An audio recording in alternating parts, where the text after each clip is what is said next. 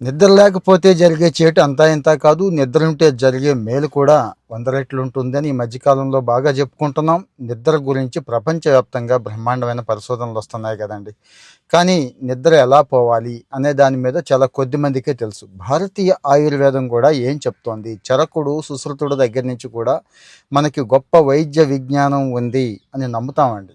వాళ్ళు ఏం చెప్పారు, అప్పటి నుంచి ఏం చెప్పారంటే ఈ మధ్య ఒక ఫేమస్ ఆయుర్వేద డాక్టర్ గారు కొన్ని విషయాలు చెప్పాడండి. నిద్ర విషయంలో పక్కకి తిరిగి పడుకోండి, ముఖ్యంగా ఎడమ పక్కకి తిరిగి చక్కగా చెయ్యిట్లా పెట్టుకొని పడుకుంటే జరిగే మేలు అంతా ఇంత కాదు అని చెప్తున్నాడండి ఆయన. ఈ విషయం ఏంటంటే గుండె జబ్బులు తగ్గే అవకాశం చాలా తక్కువ ఉంటుంది. బ్లడ్ సర్క్యులేషన్ ఎడమ పక్కకి తిరిగి పడుకోవడం వల్ల చాలా బాగా జరుగుతుంది.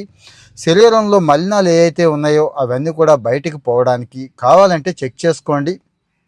ఎడమ పక్కకి తిరిగి పడుకోండి, బోర్లకిలా కానీ ఎళ్ళకిలా కానీ కుడి పక్కకి కానీ తిరిగి పడుకోండి, తేడా తెలుస్తుంది మీకు అని చెప్పేస్తాడండి. అంటే ఉదయాన్నే లేచేటప్పుడు మంచి ఎనర్జెటిక్గా మంచి ఉత్సాహంగా లేచే అవకాశం ఎడమ పక్కకి తిరిగి పడుకున్నప్పుడు ఉంటుంది అని ఆయన ఉద్దేశం అండి.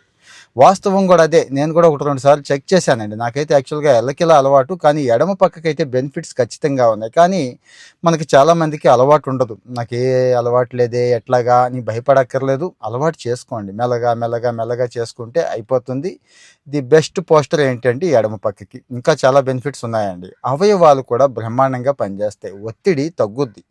అవయవాల మీద ఒత్తిడి తగ్గుద్ది అంటే మనం గాలి పీల్చుకునే విధానం, అంటే గుండె మీద కూడా ప్రెజర్ తగ్గుద్ది, గుండెపోటుకి వచ్చే అవకాశాలు కూడా చాలా చాలా తగ్గిపోతాయి ఈ పద్ధతిలో అని చెప్తున్నారు. ఎడమ పక్కకి తిరిగి పడుకున్నప్పుడు మెదడు మీద కూడా ప్రెజర్ బాగా తగ్గుద్దండి. బ్లడ్ సర్క్యులేషన్ అవుతున్నప్పుడు మెదడు కూడా చాలా చురుగ్గా పనిచేస్తుందని, ఈ మధ్యకాలంలో బాగా మతిమరుపు అంటే వయసు అయిపోయాక పార్కిన్సన్ను, అల్జీమర్స్ బాధ ఎంత ఉందో తెలుసు. వాటికి దూరంగా ఉండాలన్నా కూడా ఈ అలవాటు చేసుకోమంటున్నారండి. చిన్న చిన్న అలవాట్లు మన జీవితాన్ని మొత్తాన్ని మార్చేస్తాయి. 100 ఏళ్ళు 120 ఏళ్ళు బతికిన వాళ్ళు కూడా జస్ట్ ఆ అలవాట్ల వల్లే అని మనకు తెలుసు కదండి. సో ఈ అలవాటు వదులుకోవద్దు. అలాగే జీర్ణక్రియ అండి, పొట్ట మీద కూడా చాలా తక్కువ ప్రెజర్ పడుద్ది, తిన్నది కూడా చాలా తేలిగ్గా అరిగిపోతుంది అని కూడా చెప్తున్నారు.